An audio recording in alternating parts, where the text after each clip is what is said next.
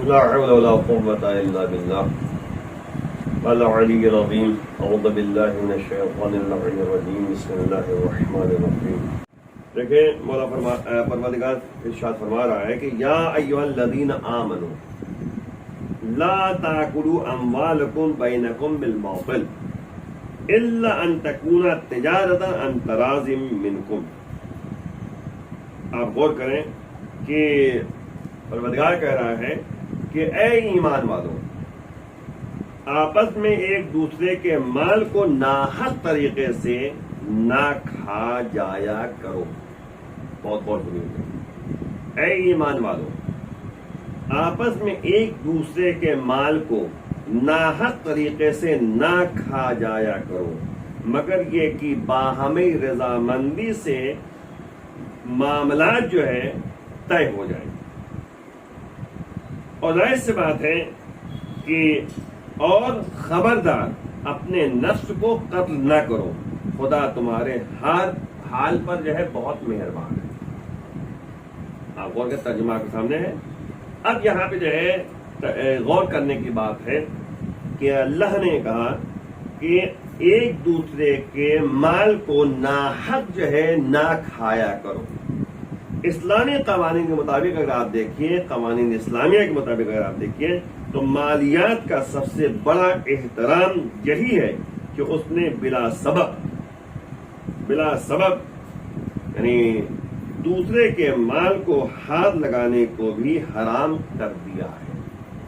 یعنی شرعی طور پر جو ہے بغیر سبب کے کسی دوسرے کے مال کو ہاتھ لگاؤ گے تو حرام ہے. آپ جو ہے بغیر اجازت کے کسی کے مال میں جو ہے آپ ہاتھ نہیں لگا سکتے، کسی کی چیز آپ نہیں اٹھا سکتے. اور اس کے بعد جو ہے یعنی یہاں تک کہا گیا اور ہرگز اس بات کی اجازت نہیں دی گئی شریعت کے مطابق کہ کوئی کسی کے مال کو اس کی مرضی کے بغیر ہاتھ لگائے. اس نے ان حدود سے تجاوز کرنے والوں کی سزا جہنم قرار دیا ہے، جس سے مال کی اہمیت اور اس کے احترام بالکل واضح اشارہ ہے کہ اللہ نے مال کے احترام کا کتنا قائل ہے. اللہ بتانا چاہ رہا ہے کہ دیکھیں سب سے بڑی بات یہ ہے کہ اللہ نے انسانوں کو پیدا کیا.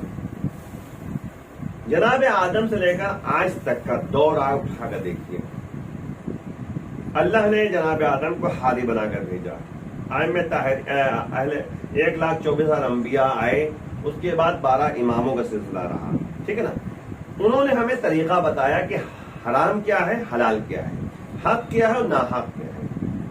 اللہ کہہ رہا ہے کہ اے ایمان والو، پہلے یہ دیکھیں سب سے بڑی بات یہ ہے کہ بڑے یعنی افسوس کی بات یہ، ستم بالائے ستم یہ ہے، غور کریں گے آپ کہ ہم ہر ایک کو مومن کہنے لگتے ہیں. حرام پیسے سے جو ہے وہ آپ کی مدد کر رہا ہے، ہم اسے مومن کہہ رہے ہیں. حرام پیسے سے جو ہے وہ مسجد بنوا دیا، ہم بہت مومن کہہ رہے ہیں. حرام پیسے سے کوئی نیک کام کر دیا، ہم بہت مومن کہہ رہے ہیں. عجیب صورتحال ہے. سماج کہاں جا رہا ہے؟ دیکھیں یا تو ہم یہ کہیں کہ ہم اللہ کو نہیں مانتے، یا تو کہیں کہ ہم اللہ کو مانتے ہیں. اگر ہم کہہ رہے ہیں کہ ہم اللہ کو مانتے ہیں تو اللہ کی بات کو بھی ماننا ہوگا ہمیں. یا تو ہم یہ سمجھ لیں کہ ہم نبی کو نہیں مانتے، اہل بیت کو نہیں مانتے. وہی جب نبی اہل بیت کو مانتے ہیں تو اہل بیت کی بات کو بھی ماننا ہے. دونوں باتیں نا. یعنی ہمیں یہ تمام باتوں کی طرف توجہ کرنا ہوگا کہ آخر جو ہے کہتے کہ اہل بیت اطہار نے ہمیں کیا بتایا، قرآن نے ہمیں کیا بتایا، اس کی طرف توجہ دینا ہے ہمیں. تب کیسا ہم ایمان کی حقیقتوں تک پہنچ پائیں گے. ورنہ ایمان ہے کیا چیز؟ انسان جو ہے یعنی مسلمان گھرانے میں پیدا ہو گیا تو بڑا مومن بن گیا، یہ تھوڑی نا مطلب ہے. آپ اللہ کو پہچانیے، اللہ کی معرفت حاصل کیجیے، اہل بیت کی معرفت حاصل کیجیے، تب کہیں جا کر جگہ انسان ایمان کی گہرائیوں تک پہنچے گا. ایسے ایمان حاصل. بھائی آپ بتائیے ایک بات، سلمان فارسی جو ہے 10ویں درجے فائز تھے. ابو ذر غفاری جو ہے 90 درجے فائز تھے ایمان کے، مقداد جو 8ویں درجے فائز تھے ایمان کے، اب اور عمار یاسر جو ہے 7ویں درجے پہ فائز تھے ایمان کے، ہے نا؟ تو ایمان کے درجات بھی تو ہیں، ایمان کے جو ہے ایمان کے حقیقتوں تک پہنچنا جو ہے مین معیار ہے۔ بتائیے جناب فضا جو تھی ایمان کے اس منزلت تک پہنچی تھی کہ قرآن سے گفتگو کرتی تھی، کوئی بات جو ہے زبان سے کہتی تھی تو قرآن کی آیت پیش کرتی تھی۔ واقعہ بیان کرنا وقت نہیں ہے کہ وقت کا تقاضا نہیں کہ میں تمام باتیں پیش کر سکوں، لیکن ایمان کی حقیقتوں میں بھائی یہ جو خطاب ہو رہا ہے ایمان والوں، بھیا سب سے پہلے مومن تو بنو، تب کہتے کہ حکام دل کی گہرائیوں تک پہنچیں گے، حکم الہی تبھی تو اثر کرے گا۔ ہم سوچتے ہیں کہ کسی طریقے سے ہم نے نماز پڑھی 17 رکعت ہم مومن بن گئے۔ میں نے شاید کہتے کہ کسی تقریر میں اس بات کو کہا تھا کہ ہمارے اور آپ کے چھٹے امام نے فرمایا ہے کہ کسی کے لمبے لمبے رکوع اور لمبے لمبے سجدوں کو مت دیکھو کہ انسان جو ہے سجدے خوب کر رہا ہے، رکوع خوب کر رہا ہے، نمازیں خوب پڑھ رہا ہے تو وہ مومن ہو گیا۔ ہو سکتا ہے اس کی عادت بن گئی ہو، بھائی نماز پڑھنا بھی عادت بن چکی ہو، اس کی رکوع کرنا اس کی عادت بن چکی ہو، سجدہ کرنا اس کی عادت بن چکی ہو، ٹھیک مولا فرما رہے کہ اس طریقے سے عادت بن گئی کہ اگر وہ عادت کو چھوڑتا ہے تو وحشت پیدا ہو جاتی ہے۔ تو پھر کیا کریں؟ بل انظروا، مولا فرما رہے بلکہ تم دیکھو الی صدق الحدیث واداء الامانہ، کہ اس کے قول میں سچائی پائی جاتی نہیں پائی جاتی ہے، امانت کو ادا کر رہا نہیں کر رہا ہے، یعنی اداء الامانہ، امانت کو ادا کرنا اور اس کا سچ بولنا، صدق سچائی، ان دونوں چیزوں کو دیکھو کہ اللہ کو مان رہا ہے تو جھوٹ تو نہیں کہہ رہا ہے، اللہ کی بات کو ماننا ہے تب صادق ہوگا، اہل بیت کو مان رہا ہے، اہل بیت کی باتوں کو مان رہا ہے تب کہیں جا کے جو ہے وہ صادق ہوگا، اللہ کی باتوں کو ماننا، اہل بیت کی باتوں کو ماننا تب صادق کہلائے گا۔ صدق الحدیث، زبان سے سچ بات نکلنا، جلدی صاحب، اسی لیے آپ دیکھیے جب امانت ادا کرنے کی بات آتی ہے تو اب تمام موضوعات یہیں آگے اکٹھا ہو جاتے ہیں اداء الامانہ پر۔ امانت ادا کرنا کیسے ہوگا؟ بظاہر پر امانت کو ادا کرنا تبھی تو مومن کہلائے گا۔ وہ مومن ہے ہی نہیں جو اداء الامانہ کی کیفیت پیدا نہ کرے، امانت کو ادا نہ کرے، ناحق کسی کے مال، دیکھیں یاد رکھیں کسی باپ کا انتقال اگر ہو گیا تو اس کے بعد جتنے اس کے حقدار ہیں، بھائی بہن جو بھی ہے، ان کی اجازت کے بغیر ایک چیز بھی نہیں چھو سکتا۔ اسلام نے جیسے ہی جو ہے ایک شخص کا انتقال ہوا اب فوراً کہتا ہے اسلام کہ تم جو ہے اس کے اعزاء کو، وارثین کو ڈھونڈو، تدفین اور تکفین کے بعد، یعنی جو کفن میں خرچہ ہوا، جو تمام خرچے پیدا ہوئے ہے نا، وہ تمام خرچہ پہلے پراپرٹیز نکال کے الگ کر دو، اس کے بعد جو بچا، پیسہ بچا، زمین بچی، تو جتنے کہتے حقدار ہیں ان سب کی اجازت کے بغیر کسی چیز میں استعمال نہیں ہے، کوئی استعمال نہیں کر سکتا۔ پہلے سب کے حقوق ادا کرو، سب سے یعنی اجازت لو، تب کہتے کہ قدم آگے بڑھاؤ، یہ اسلام کہتا ہے، وہی تو پروردگار کہہ رہا ہے۔ تو ایمان کیا ہے؟ اداء الامانہ، صدق الحدیث، زبان میں سچائی پائی جائے، امانت کو ادا کرے۔ تو مومن کسے کہتے ہیں؟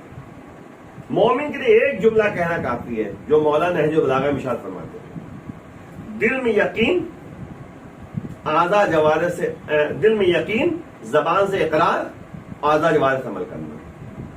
دل میں پہلے یقین کرو اللہ ہمیں دیکھ رہا ہے، اللہ موجود ہے، اس کے بعد زبان سے اقرار کرو، پھر اعضاء جوارح سے عمل کرو۔ ہماری زندگی کو ایمان کہا جاتا ہے، یعنی دل اور دیکھیں یاد رکھیں، دل اور کہتے ہیں اعمال، ظاہر و باطن ایک ہونا چاہیے. جو انسان دل کی گہرائیوں سے اللہ کو مان رہا ہے تو عملی میدان میں جو ہے قدم آگے بڑھائے. یہ ہے ایمان. یعنی دل میں یقین پیدا کرو، زبان سے اقرار کرو اور اعضاء جوارح سے عمل کرو. یہ ایمان ہے. اللہ کہہ رہا ہے ایمان والو تم جو ہے کہتے ہیں کہ اپنے اموال کو، یعنی اپنے اموال کو ایک دوسرے سے ملا کر جو ہے بغیر اجازت کے جو ہے تم ایک دوسرے کے حق کو، یعنی ایک دوسرے کے مال کو استعمال نہیں کر سکتے، ناحق استعمال نہیں کر سکتے. کوئی بھی چیز ہو، ہم مثال کے بعد کسی گھر گئے تو کوئی چیز رکھی ہے، جب تک وہ اجازت نہ دے تب تک وہ چیز ہم چھو نہیں سکتے، اسے اجازت لینی پڑے گی. اسی طریقے سے پراپرٹی ہے، اسی طریقے سے جو ہے آپ کی خدمت میں عرض کیا جائے، یعنی وارثین کے لیے ہے کہ ایک دوسرے کے مال کو جو ہے ایک یاد ہے کہ میں یعمل مثقال ذرۃ خیرا یرا، روز قیامت ذرہ برابر کار خیر انجام دیا تو وہ بھی روز قیامت دکھائی دے گا. ومن یعمل مثقال ذرۃ شرا یرا، ذرہ برابر بھی جو ہے اگر انسان نے برا کام انجام دیا روز قیامت دکھائی دے گا. میں آپ کو چھوٹا سا واقعہ بیان کر دوں تاکہ اندازہ ہو جائے کہ آخر کتنا خطرناک عمل ہے اگر کوئی ناحق کسی کے مال کو کھا لے. اس کے لیے جہنم مقرر کیا گیا ہے، اس کے لیے جو ہے قبر میں سختیاں مقرر کیا گیا ہے، مقرر کر رکھا ہے پروردگار نے، سختیاں ہیں باقاعدہ. اب میں آپ کے سامنے ایک واقعہ چھوٹا سا بیان کرتا ہوں کیونکہ وقت بہت آگے بڑھ جاتا ہے، ظاہر سی بات تشریح تو نہیں ہو پا رہی ہے زیادہ. میں آپ کو بتا دوں ایک بات کہ دو عالم دین تھے، وہ آپس میں انہوں نے یہ طے کیا. بھائی پہلے زمانے میں عالم دین ہوا کرتے تھے جو واقعی روحانیت اور مانیت ان کے اندر پائی جاتی تھی، اللہ کے بارے میں یقین تھا. انہوں نے کہا کہ بھائی اگر میں پہلے مر گیا تو قبر کے حالات تمہیں آگے بتاؤں گا، اگر تم مر گئے تو تم آگے بتانا، جلدی سے آگے. تو اس کے بعد جو ہے ایک کا انتقال ہو گیا، دوسرا جو ہے یعنی انتظار کرتا رہا کہ اب آئے وہ ہمیں قبر کے حالات بتائیں. قبر کا 1 سال گزر گئے، میں مختصر کر رہا ہوں تمام باتیں چھوڑتے ہوئے. 1 سال گزر گئے. 1 سال کے بعد وہ خواب میں آیا تو اس نے جو ہے پوچھا بھیا 1 سال گزر گئے تم آئے نہیں قبر کے حالات بیان کرنے کے لیے. دیکھا کیا اس نے کہ چہرہ سیاہ، جسم پورا سیاہ ہے اس کا. تو اس کے بعد اس نے پوچھا کہ یہ کیا ہو رہا ہے تمہارے ساتھ؟ 1 سال ہو گیا تم ملنے مجھ سے نہیں آئے، تم نے وعدہ کیا تو تم نے کہا بھائی کروں تو کیا کروں. 1 سال تک مجھے قید میں رکھا گیا تھا، آج تھوڑی سی جو ہے مہلت ملی ہے تو میں تمہارے پاس آیا ہوں. کہا بات کیا تھی؟ کہا بات یہ تھی کہ اگر تمہیں یاد ہو، اب خواب میں یہ باتیں ہو رہی ہیں، اگر تمہیں یاد ہو تو میں ہم لوگ جو ہے فلاں دن جو ہے گھومنے نکلے تھے. کہاں یاد ہے؟ کہا راستے میں کئی باغات پڑے تھے. کہاں یاد ہے؟ کہا اسی باغ میں سے ایک درخت کے ٹہنی میں سے میں نے ایک ٹنکا توڑا تھا دانت صاف کرنے کے لیے.